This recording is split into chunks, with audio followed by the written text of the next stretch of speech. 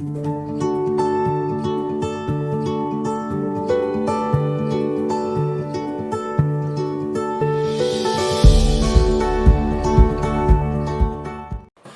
día quiero invitarles, hermanos, a abrir sus libros en el Antiguo Pacto, en el Antiguo Testamento. Y vamos a ir a un libro de un profeta que realmente es único en su clase. Es un fuera de serie, pero no es un fuera de serie en lo bueno, sino en lo raro, en lo extraño, en lo complejo de su interior. Y estamos refiriéndonos a un profeta que su nombre en hebreo es Paloma. No es Noé que envió la paloma afuera del arca, no es él. Vamos a comenzar a ver y a estudiar el libro de Jonás. Vamos a estar parados por un par de semanas a través de este libro en el Antiguo Testamento. Y vamos a comenzar viendo un mensaje introductorio para este libro que lleva por título La escala de la salvación. La escala de la salvación. Usted se puede preguntar, pero ¿por qué una escala en Jonás? Quizás podría ser el barco de la salvación, podría ser el pez gigante de la salvación, o quizás pueden ser otras cosas. Pero aquí vamos a comenzar a descifrar este libro en una cosa puntual. Vamos a tratar de encontrar el corazón del libro de Jonás. Y si tú te preguntas cuál es el corazón del libro de Jonás, quizás a tu mente pueden llegar las siguientes tesis. ¿Será la desobediencia de un agrio profeta? ¿Será de eso lo que trata el libro de Jonás? ¿O será el fantástico viaje en el vientre de un gran pez, a la usanza quizás de Pinocho o Moby Dick? ¿O quizás será la destrucción de una ciudad pagana? Varias cosas pueden entrar a nuestras mentes con respecto al libro de Jonás. ¿De qué trata Jonás? ¿Cuál es el corazón del libro de Jonás? Muchas son las interpretaciones de este sarcástico libro donde, presta atención, todos, absolutamente todos, obedecen a la voz de Dios, a excepción del profeta de Dios. Yo te decía que este libro es raro, yo te decía que este profeta es extraño, y es un libro realmente casi una sátira o un libro sarcástico ordenado en una forma brillante, hermosa, en una poesía hebrea con una narrativa puntual que vamos a ir viendo. Entonces, muchas son las interpretaciones de este sarcástico libro donde todos obedecen a Dios. Si usted piensa en las personas que aparecen en el libro, aparecen hombres que son paganos en una embarcación. Ellos obedecen a Dios. Usted piensa, por ejemplo, en las tormentas y en los elementos naturales. Ellos obedecen a Dios.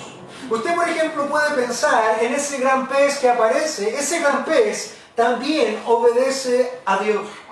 Más adelante usted puede pensar en la ciudad de Nínive, en sus reyes, en los hombres pobres, e incluso hasta el ganado. Y hermano, todo obedece la palabra de Dios. Incluso al final del libro hay una calabacera que también obedece la voz de Dios. Lo interesante es que el único que no obedece la voz de Dios es el profeta de Dios. Y eso ya nos puede llamar la atención y nosotros podríamos a priori prejuzgar a Jonás, pero en una aplicación muy rápida. Usted es una persona o un hombre o una mujer de Dios hoy, ¿verdad? Los que están presentes, los que están mirando. Yo pregunto, ¿usted, hombre o mujer de Dios, está obedeciendo la voz de Dios hoy? Es una buena pregunta antes de juzgar a Jonás, ¿verdad? ¿Lo estamos haciendo? Pero si entendemos bien este libro, debemos establecer su significado y su interpretación más profundo en el centro de su narrativa. ¿Qué quiere decir eso? Hay libros que tienen una narrativa poética, otros tienen una narrativa de prosa, otros tienen una narrativa histórica, tipo crónicas, otros son alegóricas. ¿Cómo está construido el libro de Jonás? Esto lo vamos a ver un poquito más adelante. Déjame hablarte algo de Jonás. Jonás viene del hebreo que significa paloma.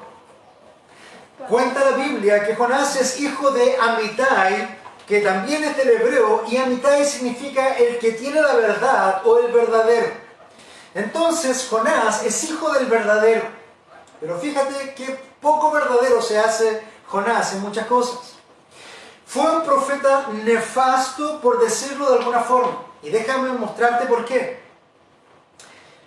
Es originario de Gat-Hefer. Gat-Hefer es lo que tú conocerías hoy como Nazaret. ¿Recuerdas a Jesús de Nazaret? Bueno, Nazaret vendría a ser la ciudad de origen de Jonás y tuvo un ministerio entre el año 780 al 820 a.C. Para que nos situemos en el marco histórico, entre el año 700 y 800 a.C., para que se quede ahí en tu mente. Jonás vivió y sirvió en el reino del norte. ¿Recuerdas que Israel se divide en varios procesos? Tenemos el tiempo de los patriarcas, luego de los patriarcas viene el tiempo de las tribus, vienen los jueces, luego Israel pide rey, viene el tiempo del Reino Unido, donde nosotros conocemos a Saúl, David y Salomón, hasta que Dios rompe este reino de las 12 tribus en 10 tribus al norte, las cuales nosotros conoceremos como Israel, y 2 tribus al sur, de las cuales nosotros conoceremos como Judá. De hecho, las tribus que hoy día existen en Israel son solamente la de Judá. Las 10 tribus del norte desaparecieron, nadie sabe qué pasó con ellas. De hecho, por eso hoy día se conoce a los israelitas como judíos, porque es lo que quedó de Judá. Entonces, Jonás sirvió al reino del norte. Para decirte algo, el reino del norte se caracterizó porque ninguno de sus reyes hizo lo bueno delante de Dios. Todos los reyes fueron malos. Todos, sin excepción. En el sur hubo reyes buenos y reyes malos. Pero en el norte, todos los reyes hicieron lo malo delante de los ojos del Señor. Y lo interesante de Jonás es que Jonás sirvió para el propósito de uno de los reyes más malvados de ese tiempo. Este rey se llamó Jeroboam II. Y Jonás prestó servicio a Jeroboam II antes de su encomendación a Nínive. Cuando Jonás sirvió a este rey malvado, Jeroboam II, Jonás profetizó a favor incluso de este malvado rey, como lo leemos en 2 de Reyes 14, 23 al 25. Esta fue la profecía que Jonás le dio al malvado rey Jeroboam II de Israel. Así dice el libro de Reyes. En el año 15 de Amasías, hijo de Joás, rey de Judá, Jeroboam, hijo de Jehoás, rey de Israel, comenzó a reinar en Samaria. Y reinó 41 años. E hizo lo malo ante los ojos del Señor. No se apartó de todos los pecados con que Jeroboam, hijo de Nabat, hizo pecar a Israel. Él estableció la frontera de Israel desde la entrada de Hamad hasta el mar de Araba, conforme a la palabra del Señor, Dios de Israel, había hablado por medio de su siervo, el profeta Jonás, hijo de Amitai, que era de Gat-Hefer. ¿Te das cuenta cómo ya este profeta comienza incluso a tener un servicio para este nefasto rey? Es preciso decir que fue tal la maldad de este rey Jeroboam II que Dios luego usó a otro profeta para deshacer la profecía de Jonás. Usó al profeta Amós. Amós nos dice lo siguiente en el capítulo 6, versículos 13 al 14.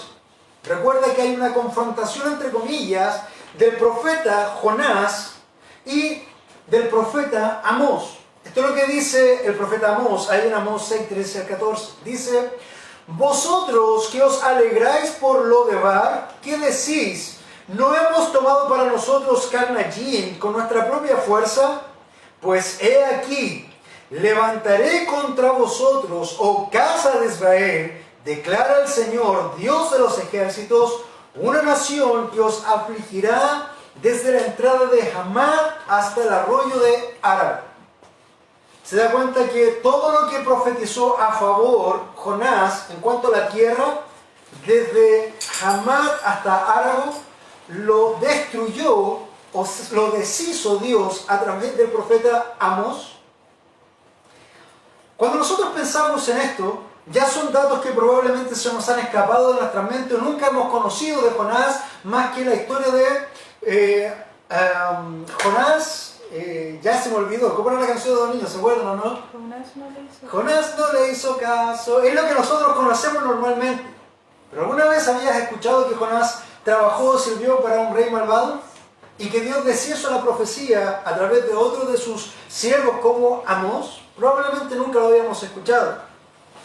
Pero aquí nosotros ya podemos vislumbrar algo del carácter de este profeta Jonás.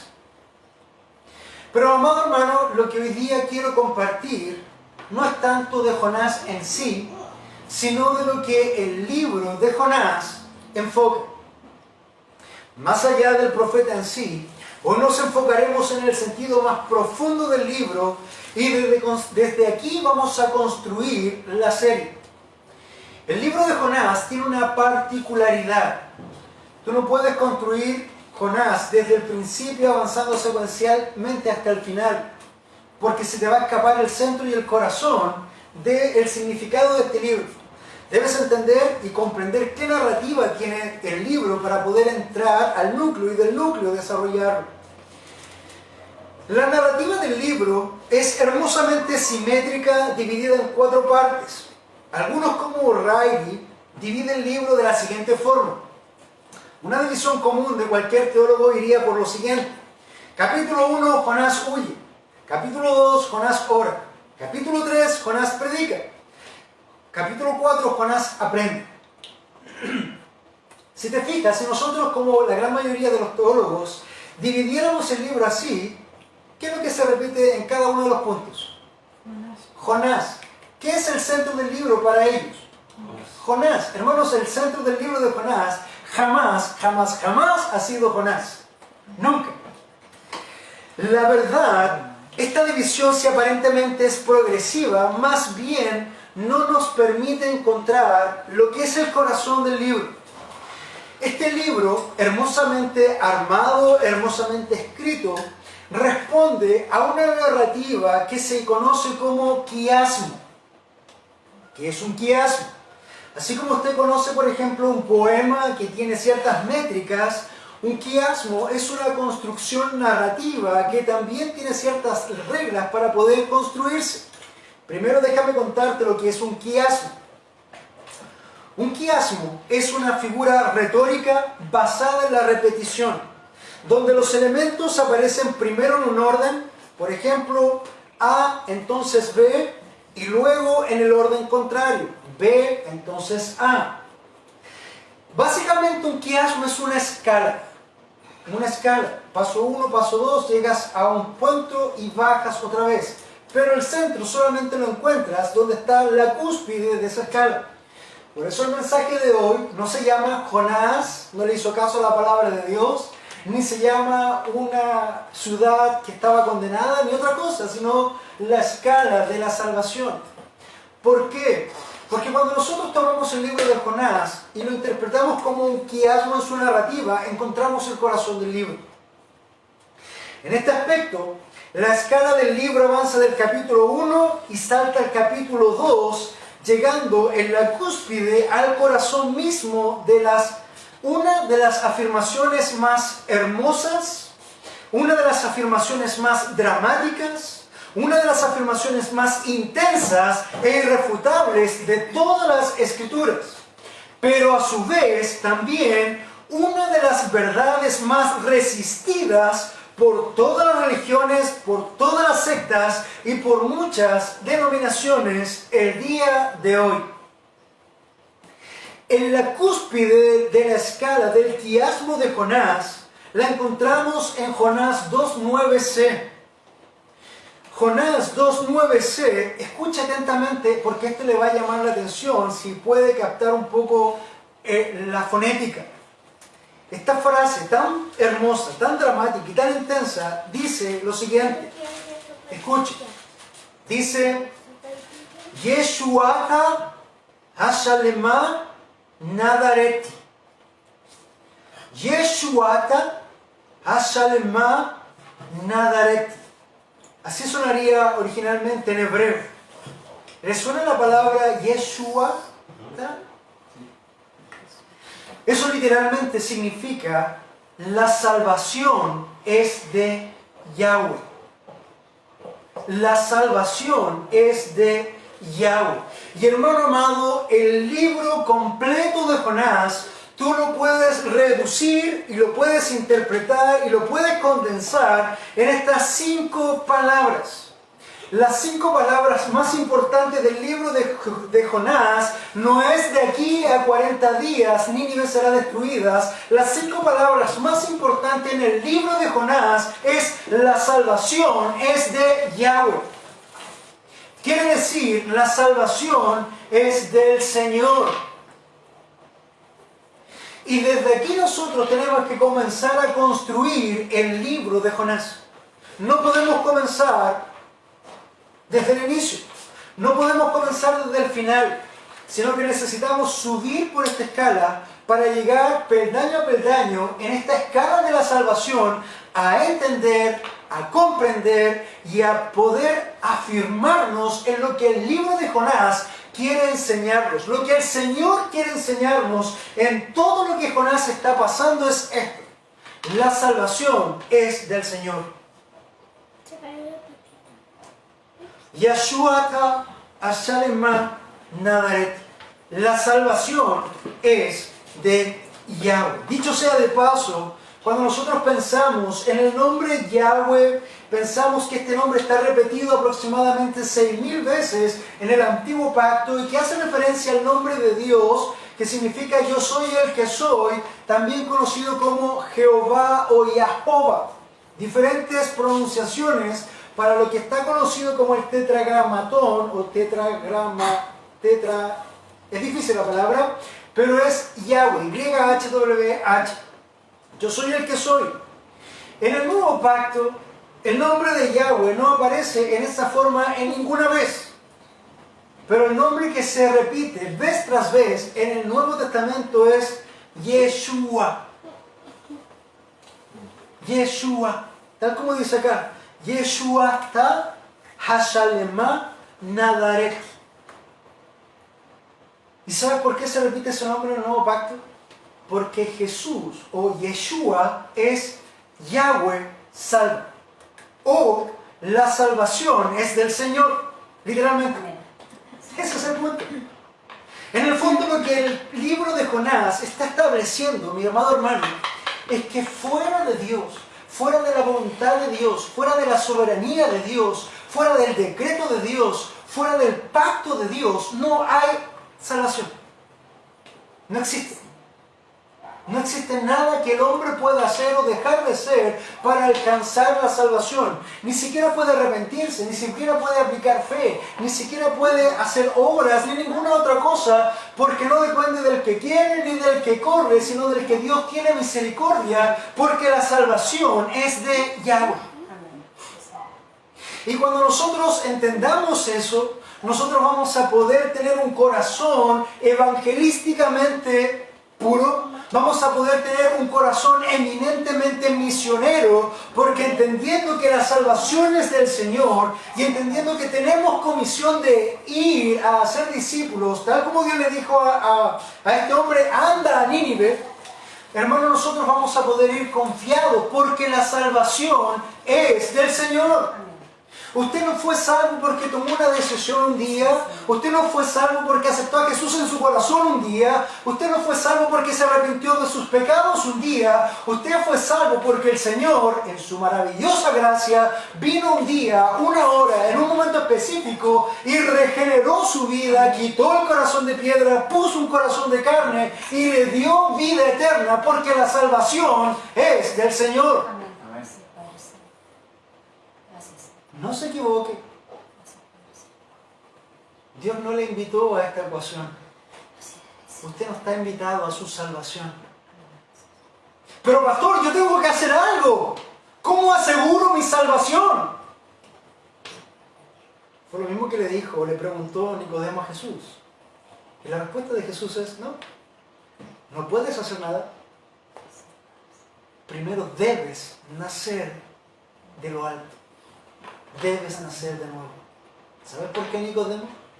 Porque la salvación es de Yahweh.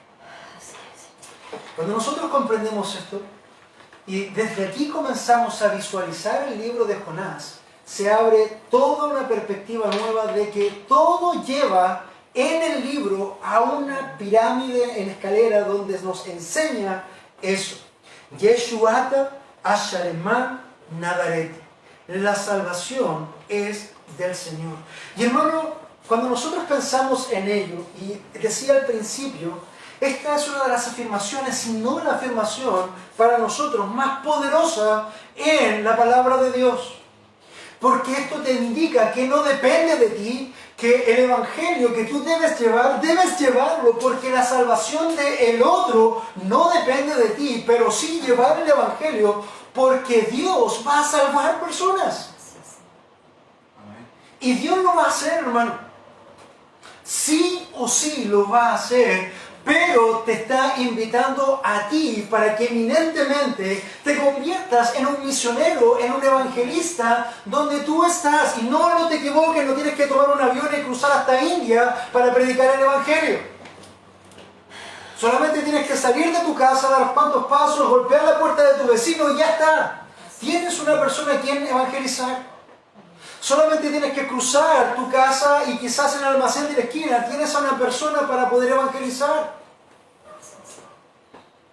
Es más, hay veces que el mismo Señor te manda personas a tu casa que golpean con un librito y dicen quiero regalarle una revistita.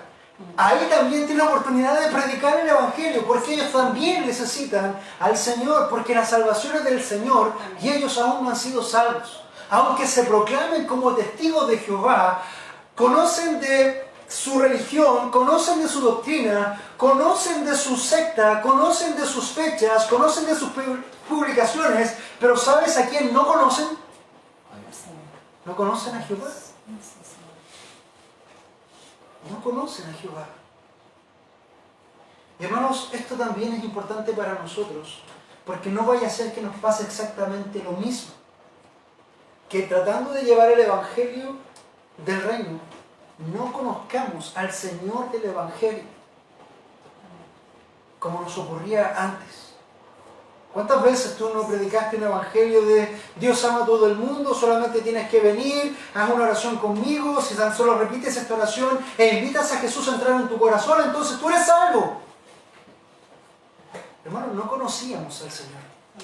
No conocíamos a este Yahweh maravilloso, no conocíamos a este Yahshua maravilloso, no conocíamos el evangelio glorioso del reino. Porque en ese momento la salvación no era del Señor, la salvación era por tu manipulación, la salvación era por tu blasfemia, la salvación era por tus mentiras. ¿Y sabes qué había? Fuera de no haber salvación, había anatema o maldición para ti. Porque nosotros, jactándonos o riéndonos de los testigos de Jehová, que no conocían a Jehová, nosotros que éramos testigos de Jesús, no conocíamos a Jesús. Entonces, mi amado hermano, esto es algo que tenemos que pararnos y estancarnos y masticarlo profundamente para poder entender este maravilloso libro, porque esta frase tan hermosa, tan intensa, tan irrefutable de la Escritura es a la vez una de las frases más resistidas de las religiones. La religión católica, ¿qué debes hacer para ser salvo? Obras. Si tú eres musulmán, ¿qué debes hacer para ser salvo? Contar la historia que había una vez un misionero cristiano de verdad, con el evangelio de verdad, y vivía su vida a una gracia y a una libertad cristiana tan hermosa, tan profunda entre los musulmanes que llamaba la atención. Al punto de que uno de los musulmanes más importantes un día fue y le dijo: amigo, yo quiero conocer al Jesús o al Señor que tú sirves, porque yo no puedo entender la libertad que tú disfrutas, yo no puedo entender de la gracia que tú disfrutas, yo no puedo entender de lo que gozas en toda la libertad de tu vida.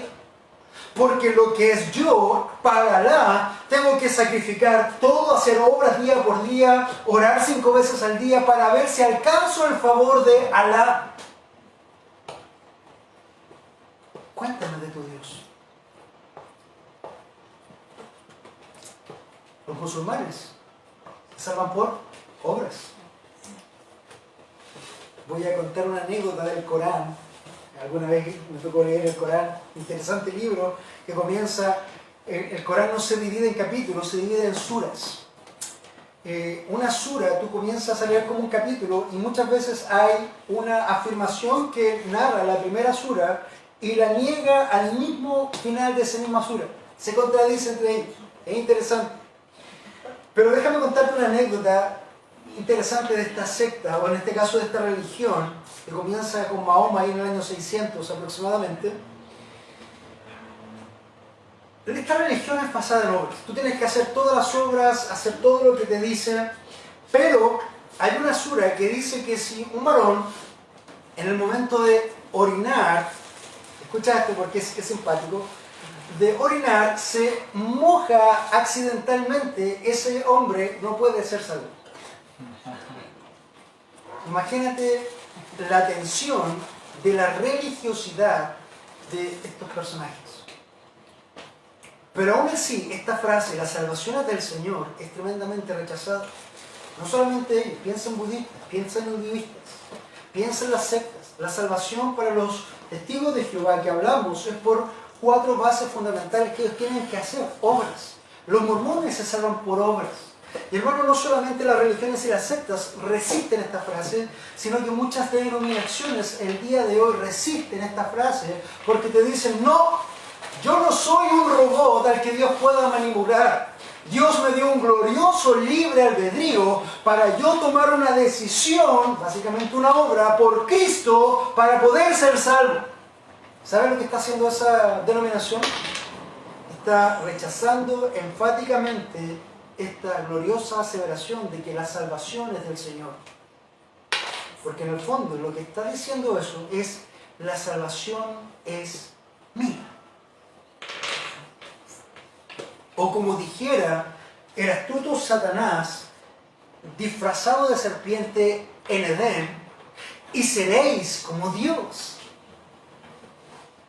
No, Dios no puede forzarte. Dios no puede hacer nada sin tu permiso, porque el Señor es un caballero. Dios no puede vulnerar tu libre albedrío. Recuerda que tú eres tu propio Dios. Por lo tanto, el glorioso Dios del cielo no puede vulnerar tu libre albedrío. Esa afirmación está negando enfáticamente esto: la salvación es del Señor. Y cuando entendemos que la salvación es del Señor, eso quiere decir que Dios salva a quien quiere, cuando quiere, cómo quiere y dónde quiere. Con cosas tan hermosas como gloriosas conversiones, que son muchas, u otras tan extrañas como una persona que dice: yo me convertí yendo a un baño público y cuando estaba en mis necesidades buscando un papel para limpiarme, encontré un tratado, leí ese tratado y me salvé ahí. Glorioso testimonio. Cosas extrañas. Pero hermanos, la salvación es del Señor. La salvación es del Señor. Lindo como hasta los niños ríen de las cosas que ocurren. Es verdad. Entonces, es aquí donde subyace todo el mensaje de este libro. Y de hecho, si tú quedas con esto en tu mente, ya podemos cerrar el libro de Jonás y irnos tranquilamente a la carta, porque la salvación es del Señor. Fin del libro. Es aquí donde subyace todo el mensaje de este libro, y desde aquí nos enfocaremos en este tremendo significado soteriológico, evangelístico y también misionero. Ese es el enfoque que le vamos a dar. las salvaciones del Señor. Y con este enfoque entonces ahora vamos a entrar a los primeros versículos de este interesante libro. Después de esta breve introducción vamos a orar. Amado Dios, vamos delante de su presencia en esta hora dando gracias por este día. Gracias por su amor, por su bondad, por su misericordia. Y Señor, rogamos que sea usted guiándonos a través de este hermoso libro de Jonás. Hermoso no por lo que hace el profeta, sino por lo que usted manifiesta en el corazón de este libro. Señor, damos gracias en esta hora y pedimos su guía desde principio a fin, no solamente de este mensaje, sino también de esta serie completa. Lo rogamos todo en el nombre de Jesús. Amén. Dice la palabra del Señor, capítulo 1, versículo 1 hasta el 3a. Vino palabra del Señor a Jonás, hijo de Amitai, diciendo: levántate, ve a Nínive, la gran ciudad, y proclama contra ella, porque en su maldad han subido hasta mí. Pero Jonás se levantó para huir a Tarsis. Eso es lo que quiero compartir el día de hoy con ustedes, luego de hacer ese preámbulo de la introducción al libro. El primer punto que nosotros vamos a desarrollar en forma breve es un llamado individual e intransferible del Señor. Hermano, una cosa que tú tienes que aprender, una cosa que tú tienes que asimilar, una cosa que tú tienes que tallar a fuego en tu mente y tu corazón, es que cuando Dios te llama a ti para hacer algo, es a ti y solo a ti el que te está llamando para hacer eso. Cuando Dios pone una visión o una carga en la cual tú estás, hermano, esa carga no es para ser transferida a otro, esa carga no es delegable, esa carga es para ti y solo para ti. Dios está escribiéndote a ti en forma puntual qué debes hacer. Escucha lo que dice: vino del palabra del Señor a Jonás. No sé si entiendes el concepto que trato de expresar.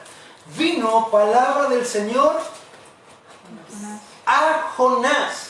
No dice a Juanito, no dice a Pepito, no dice a Manuel, dice a Jonás. Por lo tanto, cuando Dios habla, Dios es específico, Dios es puntual, Dios es individual. Y hermano, cuando Dios habla, te habla a ti. No es un asunto genérico. No es, vino palabra del Señor a los profetas del norte. No, es a Jonás, específicamente a él. Por lo tanto, esto te enseña desde el primer momento es que todo llamado de Dios es individual e intransferible para ti. Por eso cuando nosotros usamos mucho la frase nosotros, pierde de vista algo muy importante. El mensaje que Dios trae no es para nosotros, es para mí. ¿Qué me habló Dios a mí hoy? ¿Qué me dijo Dios a mí hoy? ¿Con qué está tratando conmigo Dios hoy? Nosotros es una muy buena excusa para la protección de rebaño.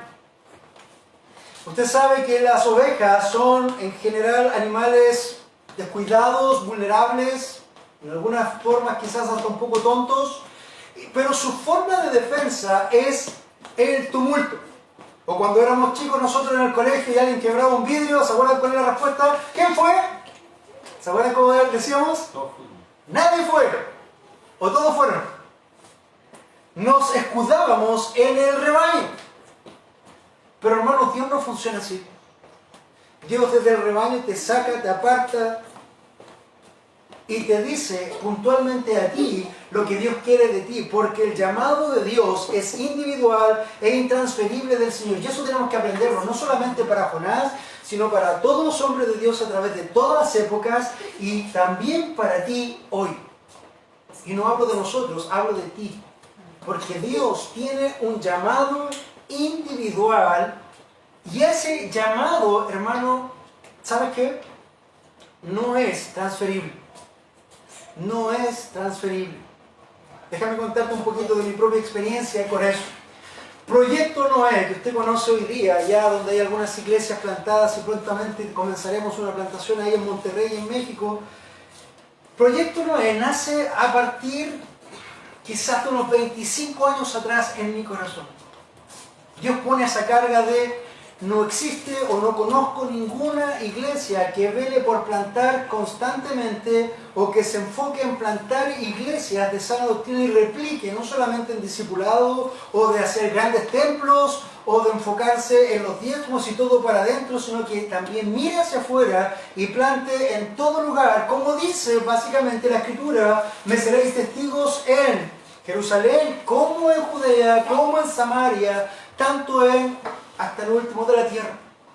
Y eso estuvo en mi corazón por muchos años, 25 años. Yo tiré no sé cuántos bosquejos de administración con respecto a Proyecto Noé, tuvo varias formas, entre eso Dios también me trajo a la doctrina correcta, pero yo tenía ciertos problemas en mi vida con respecto a temas familiares que me impedían poder poner por obra esto.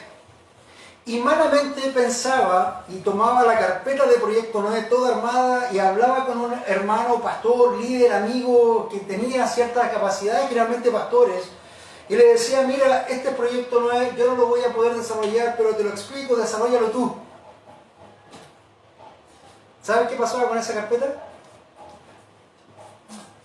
A una biblioteca que quedaba ahí llenándose de polvo.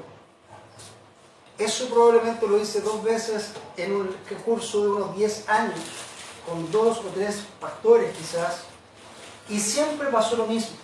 ¿Saben por qué? Porque Proyecto Noé no era un llamado individual de esos hermanos, de esos pastores. Era un llamado que Dios estaba poniendo en mí. Y ese llamado es individual e intransferible. En el fútbol se llama: al que le hacen el penal, lo tira. Básicamente eso es. Al que se le ocurrió la idea, lo hace. Ese es el punto. Cuando Dios te llama puntualmente, te llama específicamente a ti para una misión que Dios tiene para ti. Y eso tú no lo puedes delegar. Eso lo tienes que hacer. Si no, pregúntale a Jonás, lo vemos más adelante. Vino palabra del Señor a Jonás, hijo de Amitai. Se entiende que la palabra del Señor vino a Jonás en este llamado individual. Ese es el primer punto que nosotros debemos destacar de acá. Un llamado individual e intransferible del Señor. Vino palabra del Señor a José Luis. Vino palabra del Señor a Fernando. Vino palabra del Señor a Gabriel. Vino palabra del Señor a Edith. Y esa vino palabra del Señor no va a ser audible, probablemente va a ser a través de la Escritura, cuando tú estés leyendo su palabra, cuando tú estés orando y tú estés meditando, y Dios va a poner esa carga en tu corazón y en tu mente, y ¿sabes qué? No te va a dejar en paz. No te va a dejar en paz. Tú puedes estar con tu audífono haciendo el aseo, lo que quieras, pero vas a estar ahí y vuestra vez vas a volver a lo mismo. Y Dios no te va a dejar en paz porque Él tiene un llamado especial, puntual e intransferible para ti, así como lo tuvo con Jonás. Un segundo punto que nosotros vamos a ver o vamos a denominar es una misión no deseada. Y hermanos, seamos sinceros. Cuando yo les platico o les comento de la idea de salir a evangelizar casa a casa llevando un tratado y confrontando a personas para decirle: tú eres un pecador y estás condenado al infierno, ¿cuántos quieren ir con todas sus ganas y con todas sus fuerzas y con toda su emoción? Hermanos, ¿acaso eso no es una misión no deseada? Nuestra carne lo rechaza con todas nuestras fuerzas. Como Jonás está rechazando con todas sus fuerzas el mensaje o la misión que Dios le está dando.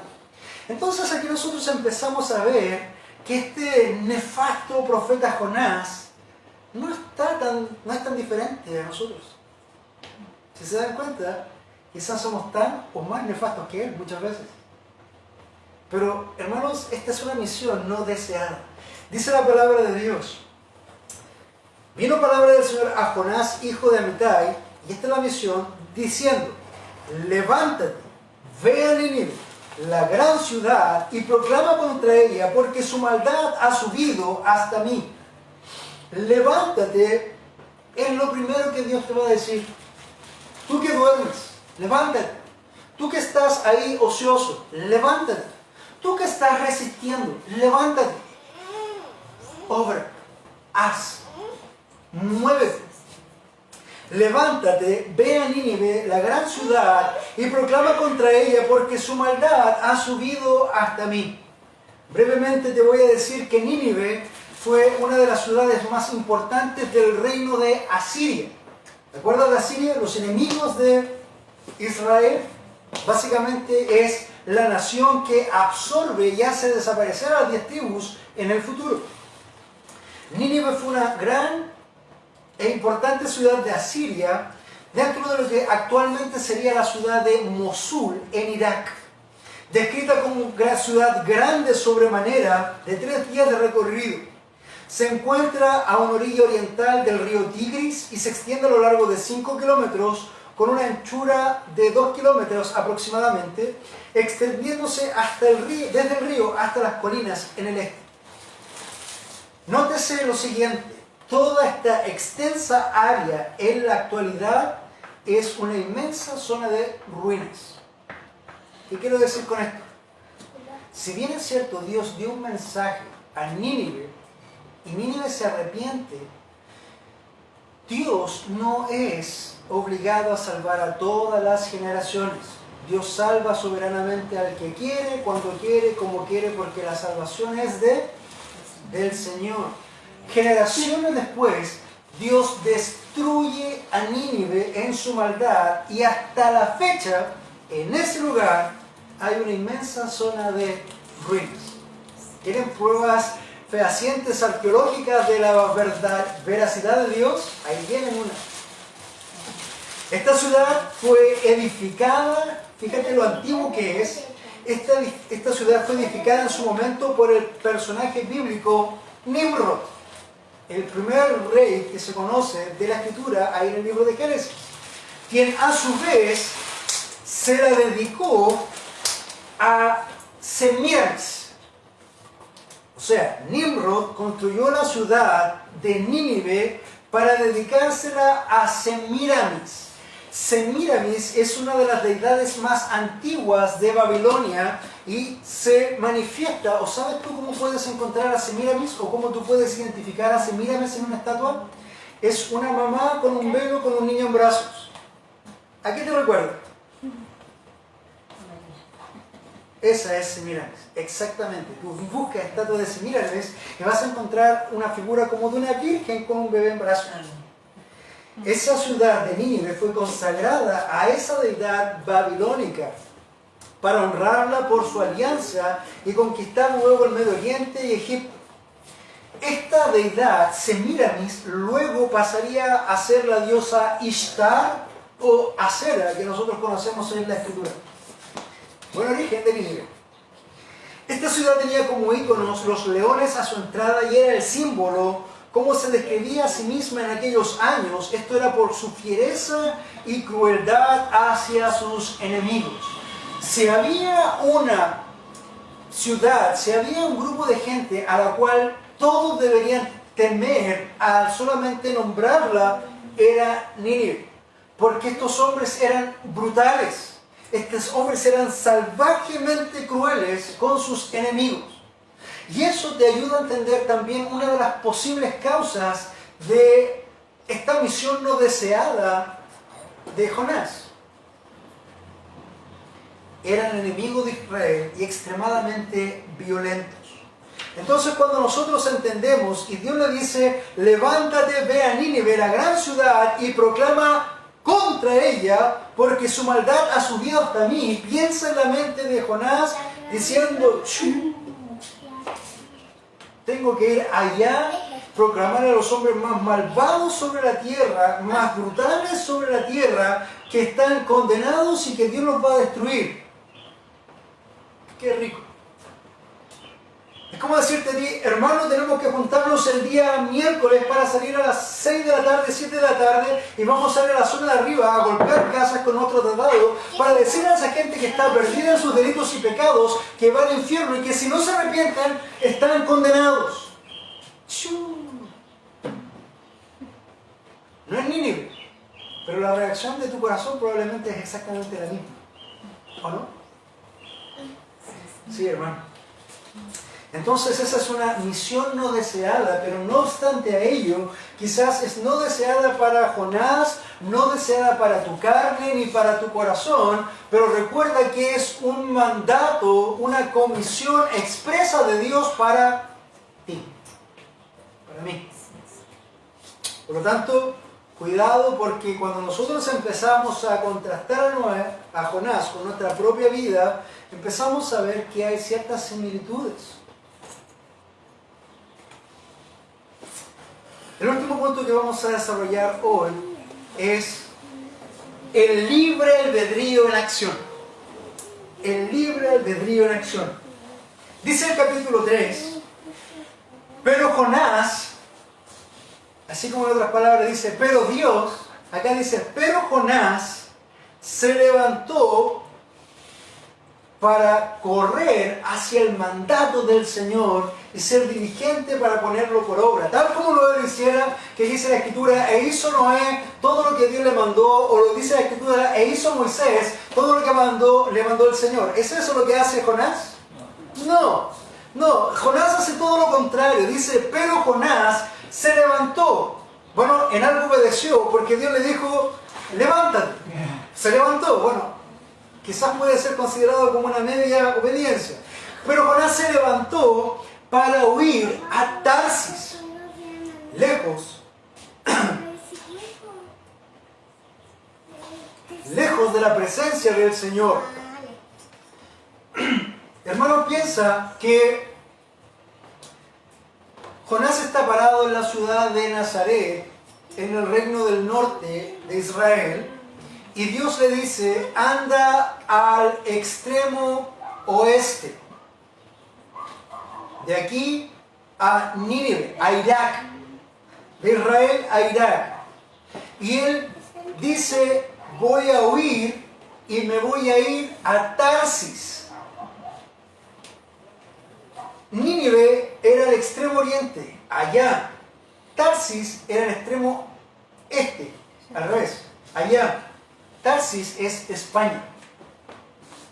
Piensa en tu mente lo siguiente, yo parado en Israel, Dios me dice anda a Irak, y yo digo voy a España. Totalmente en la oposición o en la dirección opuesta.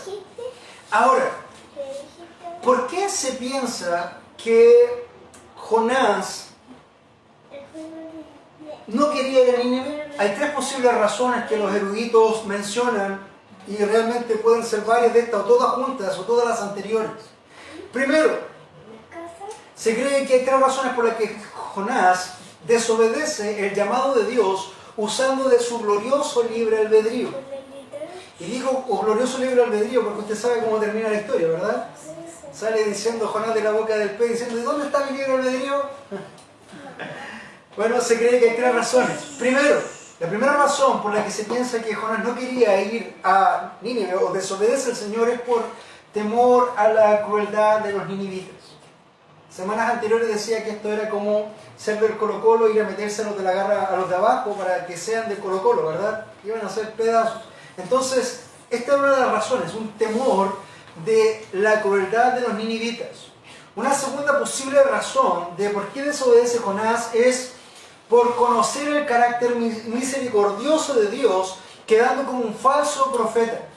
Él ya había profetizado antes para el rey, ¿se acuerdan? Este rey malo, y profetizó cosa que se cumplió inicialmente, pero que Dios desdijo después.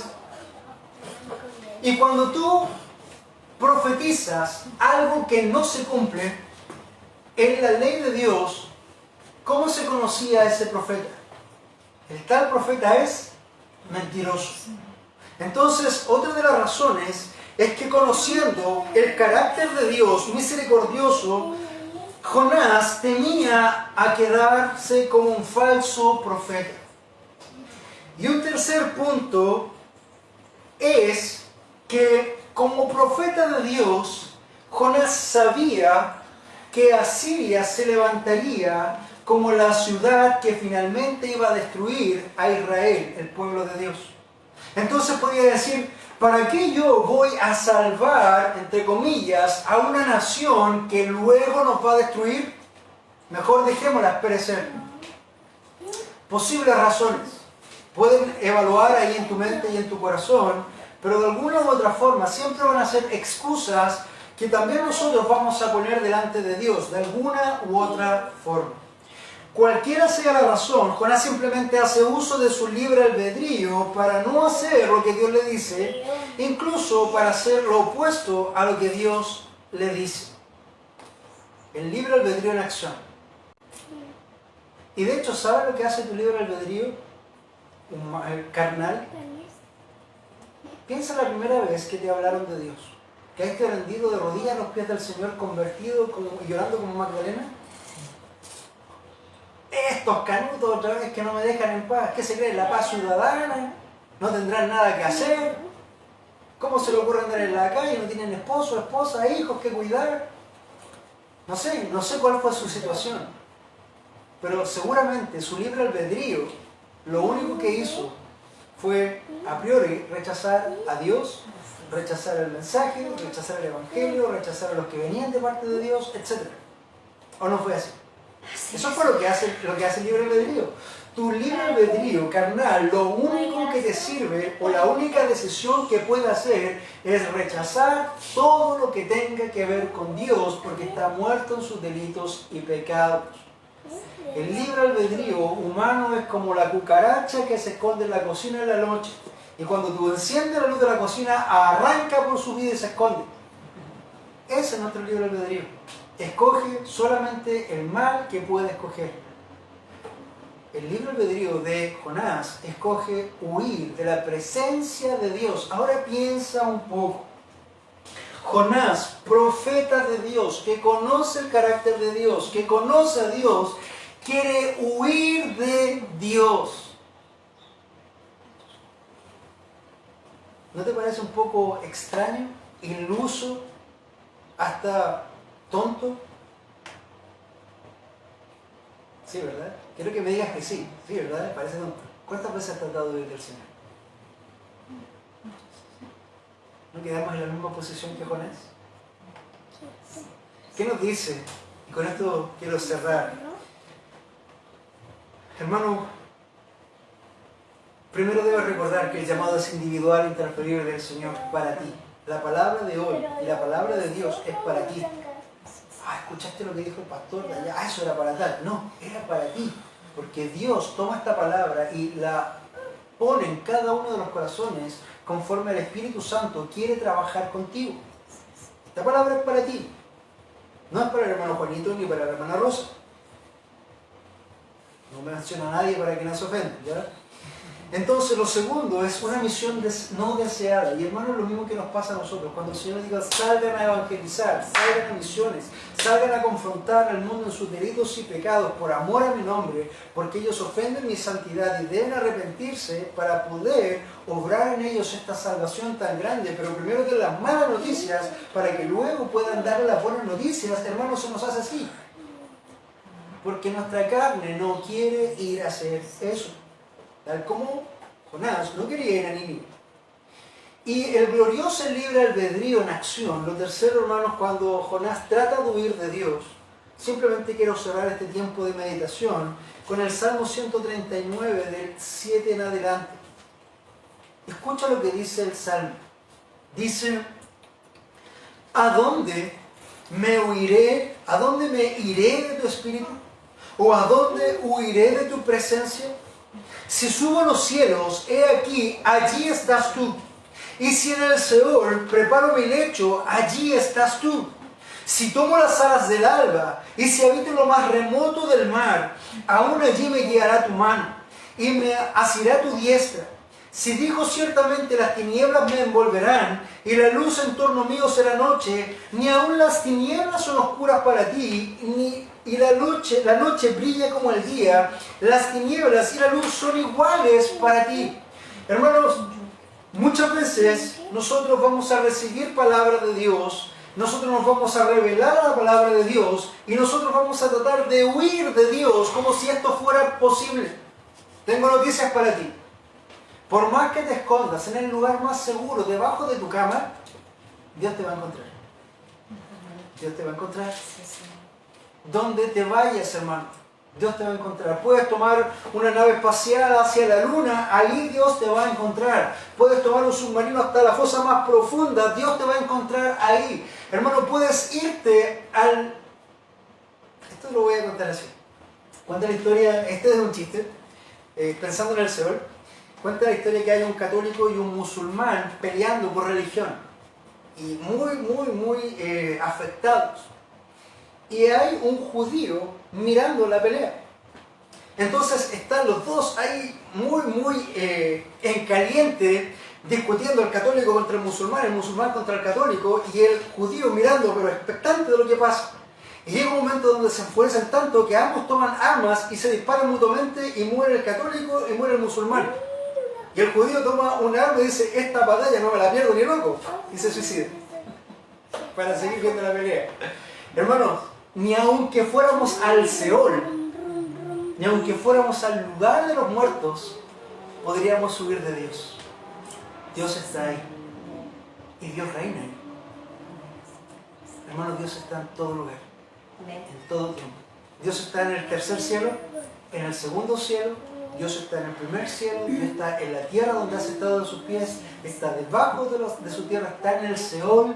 Y hermano, Dios también es el rey. Escucha lo que te voy a decir. No es solamente rey del cielo, sino también es rey del infierno. Porque Dios también gobierna el infierno. No podemos huir de Dios. Así que coméntale a tu libre albedrío cuando tenga intenciones de no obedecer a Dios. Porque finalmente Dios va a obrar su voluntad en ti, lo quieras o no. Si no me crees, pregúntale a Jonás. Vamos a ver.